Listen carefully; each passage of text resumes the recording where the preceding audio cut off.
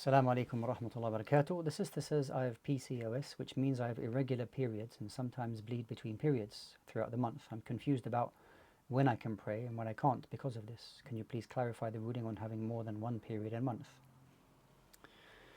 So answering menstrual questions is sometimes complicated. Sometimes you find there's a short question and more details are required to give a more detailed, tailored answer to the situation.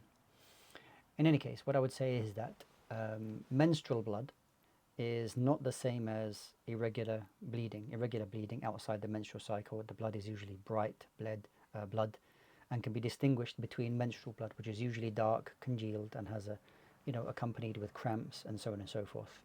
If you're able to distinguish between the menstrual blood and the outside of menstrual blood, cycle blood, then during that menstruation period, whether it lasts for 5, 6, 7, 8, 9 days, during that time you don't pray. When that menstrual blood comes to an end, you have a bath and you start praying. As you mentioned, you do have these irregular bleeding. You still have this blood discharge, but you are still praying. This is called in Arabic istihada. It's called like a chronic bleeding. You still are required to pray and fast if you're able to distinguish between the two types of blood. If you have, for example, a discharge all the time and you cannot distinguish at all between menstrual and this irregular bleeding, this is another scenario, then you go back to a time where you know that you had a fixed, a known cycle, a menstrual cycle before you had maybe this issue. You can use that as a guide for yourself.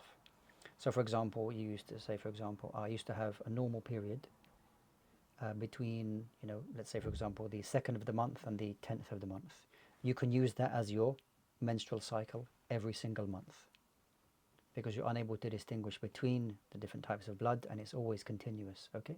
You can use this as a guide. These are two scenarios that I hope inshallah ta'ala may help you concerning your situation, and Allah subhanahu wa ta'ala knows best.